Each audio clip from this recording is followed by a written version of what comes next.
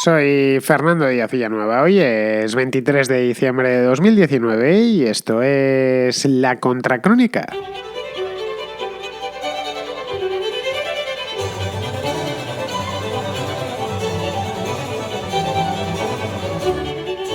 El Tribunal de Justicia de la Unión Europea dictó el pasado jueves una polémica sentencia en la que consideraba que el Tribunal Supremo de España, lógicamente, debió haber levantado la prisión provisional a Oriol Junqueras antes de ser condenado el pasado mes de octubre, el 14 de octubre concretamente, por su papel durante los hechos del 1 de octubre del año 2017, es decir, de 2 años antes.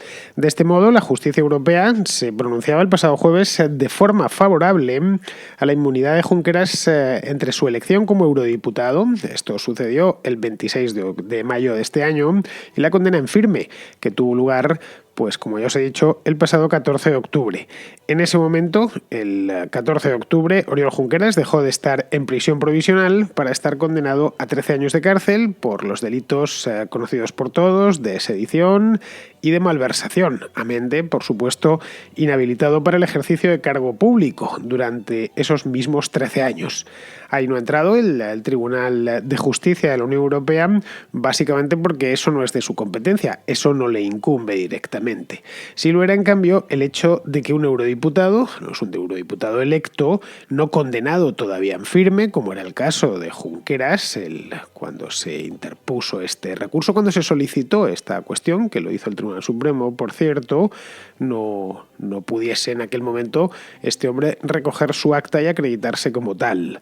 Junqueras en esto no gana nada, esa es la verdad, después de los días que han pasado, han sido pocos, solo 3 o 4, pero ya podemos decir que no gana nada porque lo que ha hecho el Tribunal de Justicia de la Unión Europea es hablar sobre asuntos pasados, sobre una agua pasada que ya no puede mover molino alguno. Pero sí puede ganar con esto algo, no sabemos cuánto, pero sí algo Carles Puigdemont, que bien, no está en España, está huido de la justicia, está en Bélgica precisamente, pero todavía no está condenado porque no ha sido juzgado. El hecho es que el verdadero ganador de esta sentencia por ahora es él, que ha recibido un balón de oxígeno inesperado, pues cuando más lo necesitaba. Pero bueno, este balón podría no durarle mucho. Vamos a ver por qué.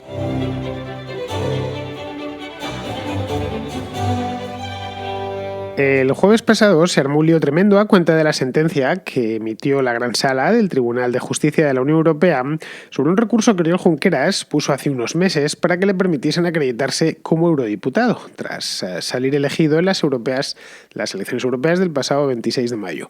Este recurso motivó que el Tribunal Supremo en España realizase una consulta al mismo tribunal, al Tribunal de Justicia de la Unión Europea, para saber si tenía o no tenía que liberarle, es decir, ponerlo en libertad provisional hasta que se emitiese la condena o, la sentencia final sobre el juicio del proceso que tuvo lugar unos cuantos meses más tarde, ya en el mes de octubre. En aquel momento el Tribunal Supremo no se lo permitió, eso lo sabemos bien, le mantuvo entre rejas, desconocemos las razones que impulsaron a los jueces del Supremo a hacer eso, pero seguramente fue porque consideraban que liberarle sería malo de cara a la sentencia. Una sentencia que terminó siendo condenatoria, como bien sabemos todos. Lo que hizo el Supremo fue, como ya os he dicho, consultar a este tribunal, al Tribunal de Justicia de la Unión Europea, que tiene la sede en Luxemburgo. Es un tribunal que se encarga esencialmente de aplicar y interpretar la legislación, o mejor dicho, el derecho comunitario, el derecho europeo. Esa es su función. No se mete en principio en asuntos nacionales, ni en principio ni en final, porque no tiene competencia para ello, ¿no? Pero bueno, el hecho es que como la justicia va despacio, no solo en España, sino también en Luxemburgo, la justicia per se es bueno, además que vaya un poquito despacio. Los juicios rápidos no son muy de fiar, pero bueno, en este caso ha llegado especialmente tarde. Ha llegado con 2 meses de diferencia algo más de 2 meses de diferencia con respecto a la condena final en el juicio del proceso. De haber sucedido esto, por ejemplo, en el mes de septiembre, si se hubiesen pronunciado mucho antes, pues lo que estaría obligado el Tribunal Supremo ahora mismo sería a poner en libertad provisional a Oriol Junqueras, pero como ya se le ha condenado en firme, pues no tiene necesidad ninguna. Es decir, que la sentencia final del Tribunal Europeo ha terminado saliendo 2 meses después de que el propio Junqueras fuese condenado condenado por el Tribunal Supremo. No hay más. Me sorprendió, de hecho, cuando se armó el escándalo que se armó el jueves pasado y especialmente el viernes, porque tampoco tenía mucha razón de ser. No había más que buscar en el periódico la propia sentencia y ver que no había lugar a escándalo ninguno. Era un asunto, lo diré menor, porque menor evidentemente no es, nada relacionado con este tema, pero no desde luego que de la gravedad que muchos le estaban dando. Se echó todo el mundo las manos a la cabeza, ya fuese de alegría o de pena o incluso algunos de rabia. Ahora, evidentemente, como nos podemos imaginar, pues ya no hay lugar a que esta sentencia europea se aplique, porque Junqueras no es un preso preventivo, de ninguna manera, ya es un preso en firme. Está condenado, os he dicho antes, 13 años, lo sabemos, por sedición, malversación, y además, y lo más importante en este caso, es que está inhabilitado para el ejercicio de cualquier cargo público, incluido, por supuesto, el de eurodiputado, que no deja de ser un cargo público. Por lo tanto, no puede ser eurodiputado hasta mientras esta sentencia esté en firme, ¿se entiende? Otra cosa es que le indulten completamente todos sus delitos y le hagan borrón y cuenta nueva. Digo, hoy por hoy, con lo que tenemos encima de la mesa, no puede ser eurodiputado pues hasta dentro de 13 años, nada más y nada menos. Así que el asunto, creo que dicho esto, y he tardado menos de 4 minutos en decirlo, ya está resuelto y creo que no hay lugar a escandalizarse absolutamente de nada, más allá de que nos pueda parecer mejor o peor la interpretación que los jueces europeos han hecho de su propio derecho. Nada más. Ahí evidentemente no voy a entrar porque no soy juez, pero bueno, que es como ellos lo han interpretado. Y ojo, que esto en su momento ya se pensaba que iban a opinar así. En todo caso, podríamos plantearnos por qué el Supremo, más concretamente el juez Marchena, realizó esta consulta a unas sabiendas de que la respuesta, que no sabía cuándo se iba a producir, iba a ir encaminada por esta dirección. Bien, como vemos, en definitiva, el asunto no era para tanto, desde luego no era para tanto como la cantidad de tinta que hizo correr a lo largo del jueves y especialmente del viernes. Pero bueno, durante estos 2 días, estamos ya a lunes y parece ser que la cosa ha amainado un poco a la luz de lo que está en las portadas de los periódicos, porque me da la impresión que con esto vamos a tener historia para todas las navidades. Sabéis que en verano se habla de la culebra del verano, ¿no? Que a falta de noticias, pues se estiran las noticias de antes del verano o incluso algunas, sin mucha importancia, que aparecen en el curso del veraneo, se van estirando todo lo que se pueden y eso es lo que conforma la culebra. Pues me da que esta sentencia va a ser una de las culebras de las navidades, cuando, por cierto, pues también hay muy pocas noticias. Bien, el hecho es que jueves y viernes pasado no se habló de otro tema. La sentencia esta del Tribunal de Justicia de la Unión Europea dio para que se le dedicasen programas de televisión, tertulias enteras de radio, por supuesto todas las columnas de todos los periódicos del país. En fin, a mí me sorprendió, si os soy sincero. Pensé en escribir sobre esta historia el fin de semana en Voz Populi, pero es que me parecía que no había demasiada chicha a la que agarrarse. Hubiera terminado la columna muy rápido, en apenas 2 párrafos o 3 párrafos. Pero bueno, el hecho es que esta sentencia no suponía en ningún momento un varapalo para el Supremo, que actuó como era previsible, habida cuenta de que iban a inhabilitar a Junqueras, es decir, no le dejó en la calle porque poco después le condenaron con una condena de inhabilitación. Tampoco fue como se dijo estos últimos días, esto de hecho se repitió bastante, aunque fue una injerencia del Tribunal de Justicia de la Unión Europea en la justicia española o en la soberanía española, ya que, se habían metido unos jueces extranjeros a opinar sobre lo que se hace o lo que se deja de hacer por aquí. Pero es que eso tampoco se sostiene, ya que fue el propio Supremo quien solicitó a este tribunal que le aclarasen una cuestión ante un recurso planteado por la defensa de Junqueras. Es decir, de nuevo estamos en las mismas.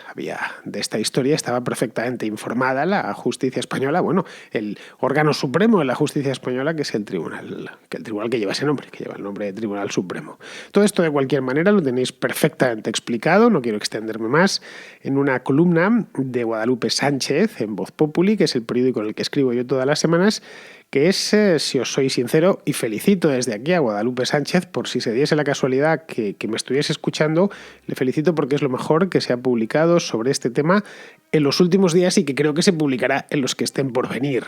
La columna en cuestión, si queréis buscarlo en Google, se titula Caso Junqueras, : falsedades y reflexiones. Ahí está condensado, además escrito de una manera la mar de amena, a pesar de que el asunto es jurídico y por lo tanto aburrido y árido.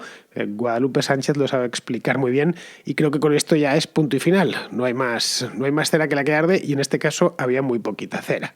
Bien, pues a pesar de que nada sustantivo ha cambiado con esta sentencia, nada, pero sustantivo, quiero decir, evidentemente siempre es toda que hablar y les dio, pues, por ejemplo, a Puigdemont le dio, como os decía antes, un balón de oxígeno, le permitió que se airease un poco durante unos cuantos días, que saliese mucho en el telediario, pero poquito más, el asunto sigue donde estaba, es decir, en el mismo lugar, mismo mal lugar donde estaba y donde seguirá, me parece a mí, durante bastante tiempo.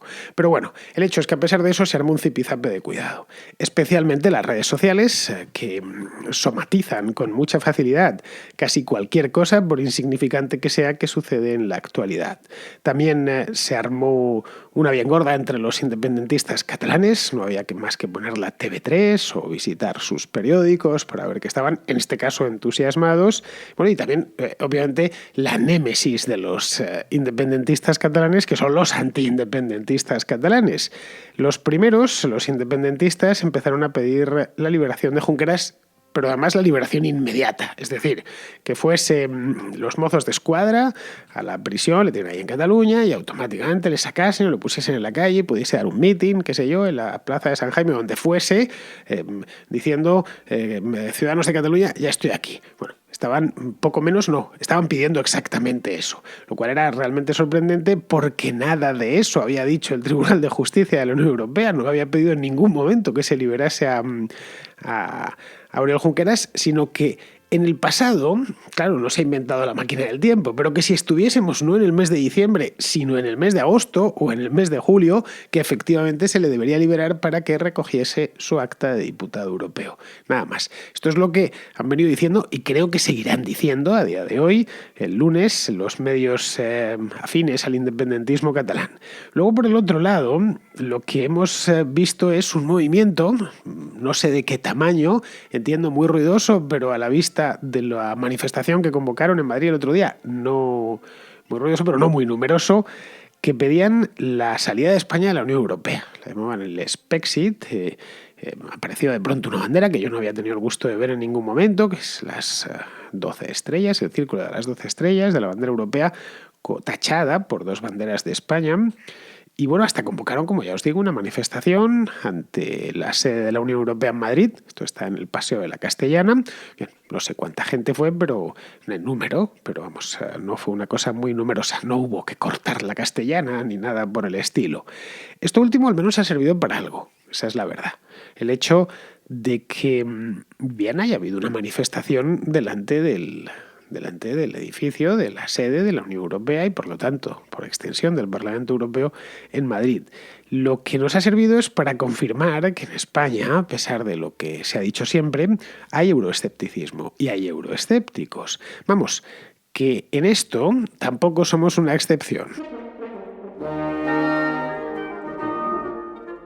Cabe preguntarse quiénes son los euroescépticos españoles. Esta es una buena pregunta y además creo que bastante oportuna, porque en un país donde hasta hace 3 tardes no había euroescépticos, o si los había, pues eran poco menos que unos anormales, que no tenían ni boca, ni ojos, ni nombre, ni nada, no existía el euroescepticismo, simplemente eso era una cosa que existía en el Reino Unido, que había en Francia, que había en Alemania, en Holanda, pero desde luego en España esa variedad de ideología o de posición política, desde luego era desconocida porque no había de dónde rascar, porque no existían. Bien, pues ahora ya sí podemos decir, como os comentaba antes, que sí están.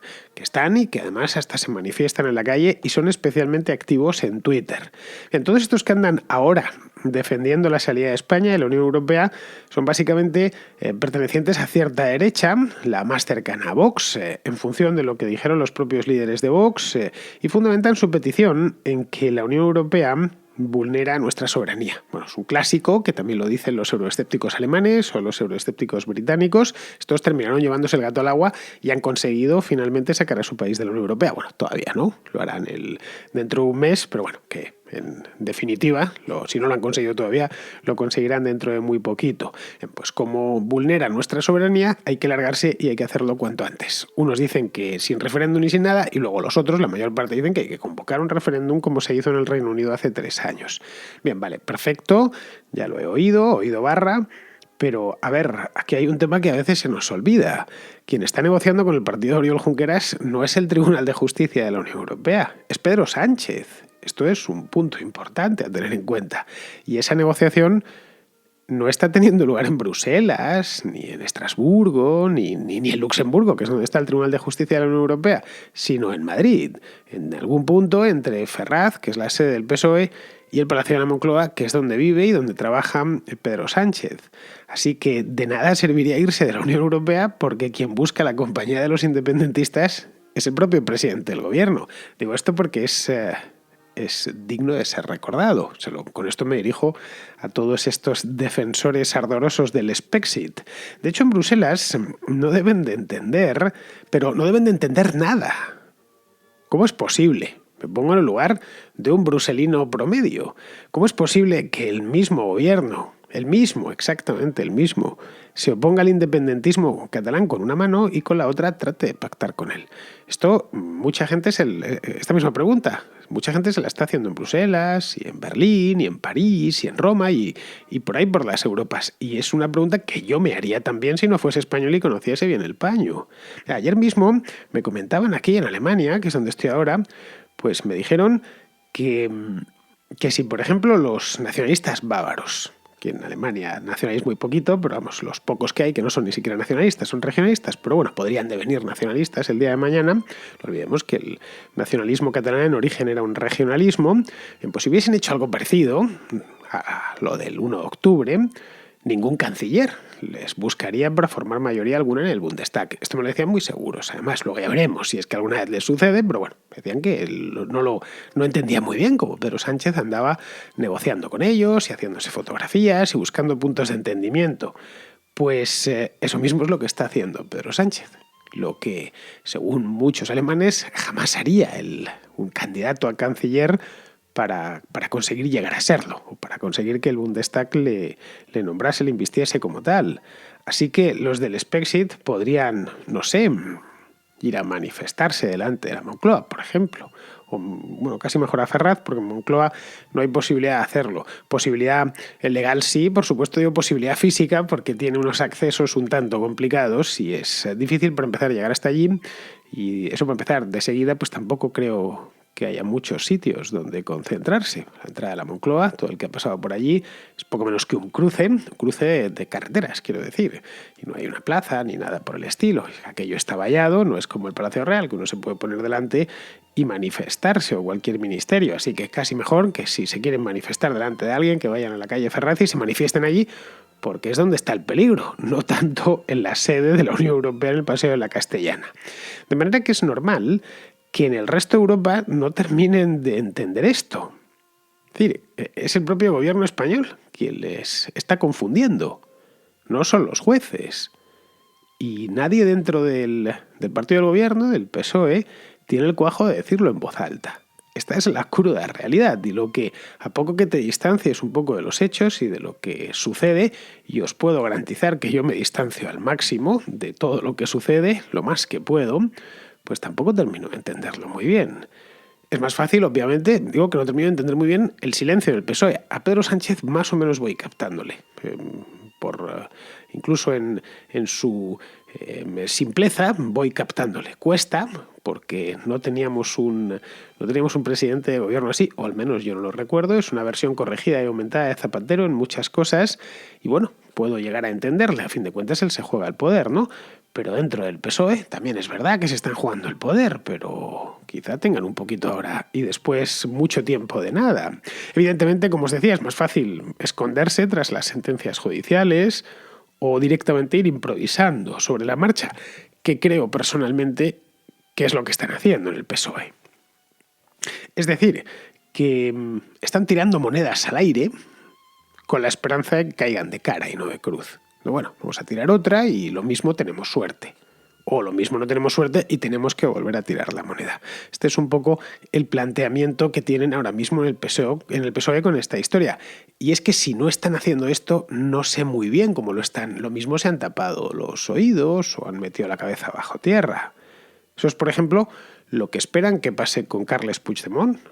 Que se confíen, se acredite como diputado, recoja su acta y entonces pues ya la justicia española pueda pedir el suplicatorio al Parlamento Europeo para que autorice su extradición a España. Y en ese momento asumen que efectivamente que ya se le extraditará a España, y si les sale bien esta historia, pues pueden hasta apuntarse el tanto y sacar a Puigdemont por televisión con Pedro Sánchez dándose golpes en el pecho como un gorila, diciendo que por fin, gracias a él, han conseguido recuperar al prófugo.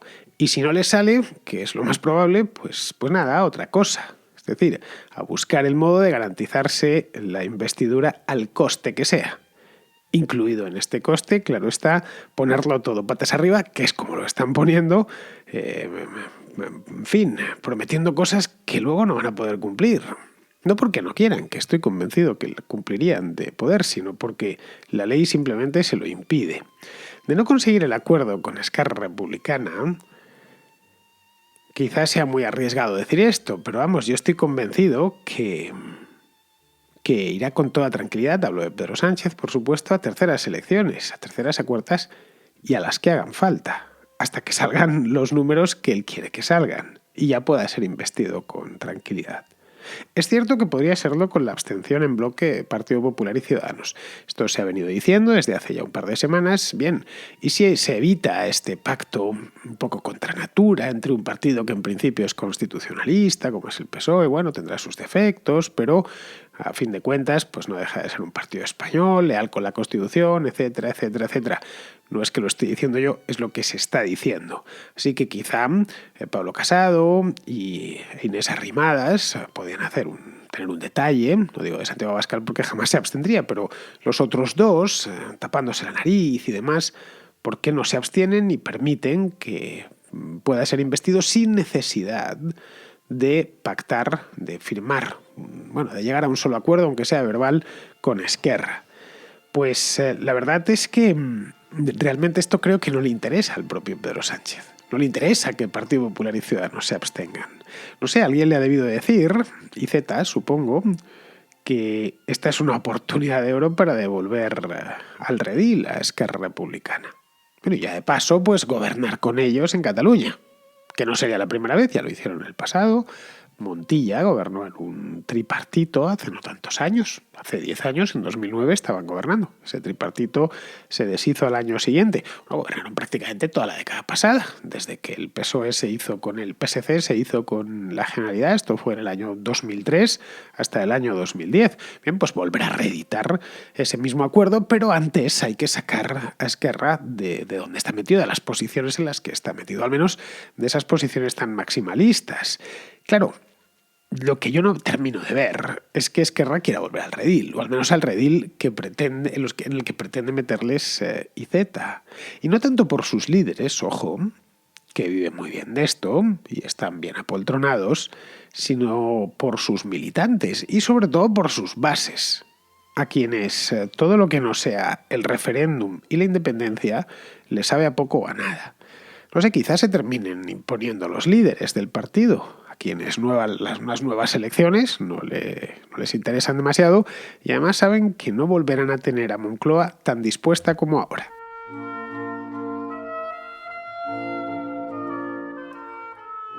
Vamos con la contrarréplica. Empezamos con Francisco, que tiene una pregunta sobre la sentencia esta del Tribunal de Justicia de la Unión Europea y la propia pertenencia de España a la Unión Europea. Hola, Fernando. Después de lo de la sentencia sobre Junqueras y todo esto, ¿qué razones como liberal nos quedan para querer ser de la Unión Europea? A mí solo me queda el hecho de que la máquina de hacer dinero, el euro, no la tienen nuestros políticos, que es lo que nos salva de volvernos como en Argentina, y el límite de déficit. Pero me gustaría saber tu opinión. Un abrazo y enhorabuena por el programa. Bueno, Francisco, yo creo que estar en la Unión Europea tiene muchas ventajas, aparte del euro y del límite de déficit. Lo del euro, bien, para estar en el euro es necesario estar en la Unión Europea, pero se puede estar en la Unión Europea sin estar en el euro. Ahí tienes el caso de Polonia, de la República Checa o del propio Reino Unido, que se va a ir ahora, pero que nunca está en el euro, tampoco está en el euro Dinamarca, tampoco está en el euro Suecia y son miembros de pleno derecho de la Unión Europea. Pero vemos que hay muchas más ventajas. No sé, ahí tienes, por ejemplo, la zona Schengen, que creo que haces uso de ella como la hago yo y como lo hacemos todos los españoles que alguna vez salimos a los países del entorno, o sea, Portugal, Francia, Alemania, Italia, etcétera, y es bastante cómodo. O la libre circulación de bienes, personas y capitales, que tampoco está nada mal, o el hecho mismo de que nuestra economía esté muy integrada, a todos los niveles además, con la del resto de Europa. Es que son varias décadas ya de pertenencia a la Unión Europea, que es que no entramos ayer, y por lo tanto la economía española está imbricada dentro del tejido económico europeo. Salir sería una auténtica tragedia. Pero vamos, a ver, esta sentencia nace de una pregunta del Supremo, como ya he explicado hoy. Nada tiene que ver con esto que comentas. Mira, en el Tribunal de Justicia de la Unión Europea hay un juez español y un abogado general español. Es decir, el jueces hay uno por cada país. Y luego, los abogados generales tiene 11 este tribunal. Bien, de 11, pero a pesar de todo hay 28 países. Por lo tanto, hay una serie de países, solo 6 que tienen derecho a poner a un abogado general. Esos 6 países son, aparte de España, está Alemania, Francia, Reino Unido, Italia y Polonia. Luego, los 5 abogados generales restantes se los reparten entre 22 países. De modo que no creo que sea un tribunal anti-español, como venían diciendo el otro día. Se limita, como ya he dicho en el programa de hoy, a interpretar y aplicar el derecho de la Unión Europea. Punto, nada más. Pueden interpretarlo mejor o peor, pero esa es su única labor. Bien, seguimos con Iván de Argentina, que nos habla de la congelación de pensiones que Alberto Fernández ha puesto en marcha. Me tomé el atrevimiento de enviarte mi primer nota de voz, dadas las situaciones que están pasando en Argentina y la aprobación del último paquete de medidas que se envió en tiempo récord al Senado y a la Cámara de Diputados en Argentina, donde se congelan las jubilaciones de todos los aportantes, excepto jueces, expresidentes, exdiputados, etcétera, etcétera, etcétera. Las jubilaciones de privilegio, que son las más caras que tenemos en nuestro país. Esas no se tocan. Y después se les da un bono ínfimo, digamos, pero a los que tengan la jubilación más baja. Bueno, las noticias las vas a poder encontrar en cualquier lado y estoy seguro que ya estarás al tanto. Pero lo fantástico es algunas de las respuestas completamente impunes que dan algunos de nuestros senadores después de salir a votar semejante bochorno. Nada, es muy indignante. Te iba a enviar un link, un pequeño fragmento, para que no te quite tampoco demasiado tiempo, de un diputado saliendo diciendo que básicamente y literalmente la clase política no hace esfuerzos. Ellos no están para hacer esfuerzos, ellos están para dictar las normas. Realmente un partido como, yo qué sé, el peronista, que bueno, es difícil encontrar ideales en el peronismo, pero digamos, siempre se dicen luchar contra la oligarquía. No creo que haya una forma, un testimonio más oligarca que decir que la clase, la clase política no hace esfuerzos, ellos solo dictan las normas. ¿Hay algo más oligarca que eso? Bien, Fernández necesita dinero, creo que eso no se le oculta a nadie y ha ido pues a por las pensiones, que hay muchas y además los jubilados están indefensos, es decir, son como todos los jubilados del mundo en sistemas de reparto, son rehenes del gobierno, están al albur de lo que decidan los políticos que efectivamente, y como dice el tipo que me comentas, están para dictar las normas y lo hacen siempre en su beneficio, por supuesto. Al menos a este hombre nos puede parecer asqueroso lo que ha dicho, pero al menos ha sido sincero. Bien, vamos a seguir, vamos ahora con Daniel, que tiene una cuestión sobre el UKIP, el UK Independence Party del que se hablaba mucho en el pasado y ha desaparecido. Vengo siguiendo con mucha atención todo el proceso del Brexit, principalmente a través de tu podcast. Me parece llamativo el protagonismo que tiene el Partido Conservador en todo esto y me hace preguntar qué ocurrió con el UKIP, que fue el primer partido al que le escuché como propuesta principal la independencia de del Reino Unido del resto de la Unión Europea. Sin más, espero saber más sobre qué ocurrió con ellos, qué ocurre con el señor Farage, qué está haciendo en este momento, y, y aprovecho para mandar saludo a todos tus escuchas. Pues mira, Daniel, ocurrió que Farage se fue del partido hace ya unos cuantos años, se fue en 2016, poco después del referéndum del Brexit, y el partido, acto seguido, se hundió. En 2017 la selección se convocó Theresa May, en junio de 2017 ya se quedaron fuera, apenas llegaron a 500.000 de votos y no obtuvieron representación en Westminster. De hecho, en 2015, para que te hagas una idea, habían conseguido casi 4 millones de votos los del UKIP. Se habían puesto en el 12 o el 13% del porcentaje de voto del país. En estas últimas, las del día 12 de diciembre, ya directamente ha sido el derrumbe del UKIP. Se quedaron, no sé si en 20.000 votos o 25.000 votos, poquísimo, vamos. Mientras Farage, este mismo año, se había montado un nuevo partido, el partido del Brexit, que funcionó muy bien al principio. Las europeas de mayo fue la gran revelación, obtuvo el 30% de los votos y no sé si 20 o 25 eurodiputados que tendrán que abandonar su escaño el mes próximo, cuando ya la Unión Europea salga oficialmente, cuando ya el Reino Unido salga oficialmente de la Unión Europea, perdón.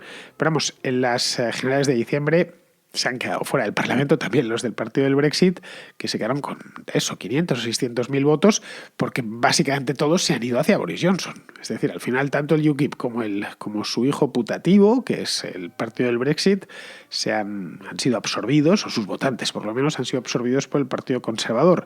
Y respecto a tu pregunta en sí, ¿qué ha sido de él? Pues ha sido lo que suele ser de los partidos personales, los que se confunden con una sola persona.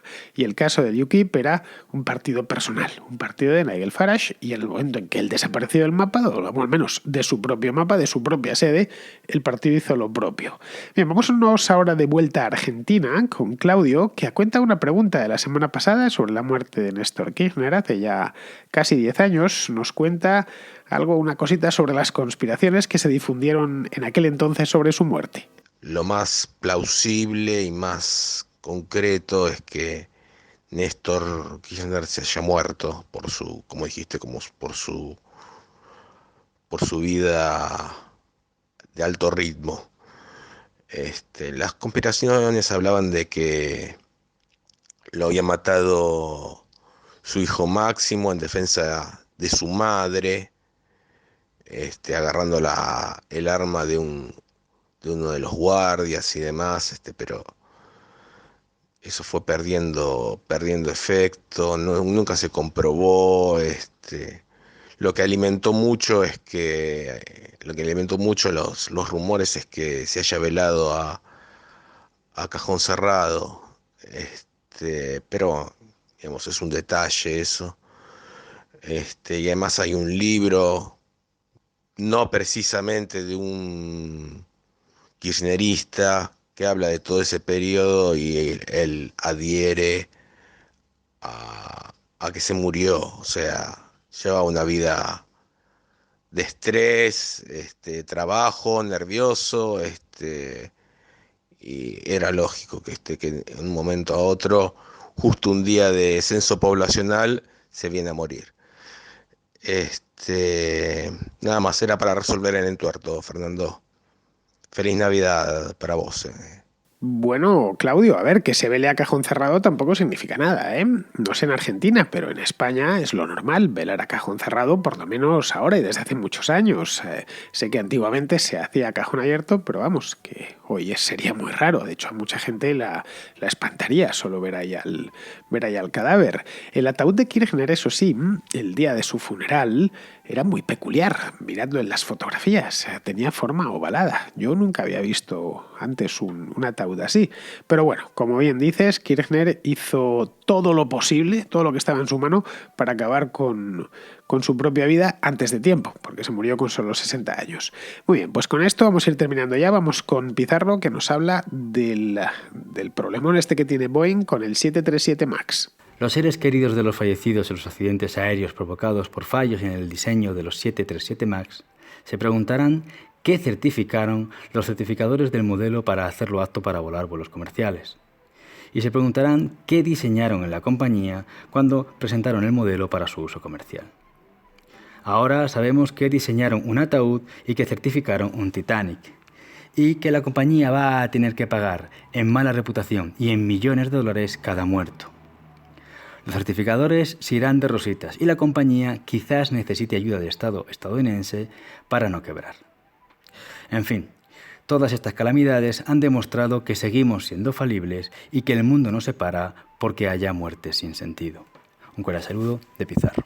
Pues hasta aquí hemos llegado, queridos amigos, en este programa del 23 de diciembre. Mañana es día 24, es Nochebuena, y los días de Nochebuena hay contracrónicas. Solo faltaba. La hubo desde el primer año, 2016, y la 2017 también, 18, y por supuesto la habrá en 2019. Así que me despido de vosotros. Hasta mañana.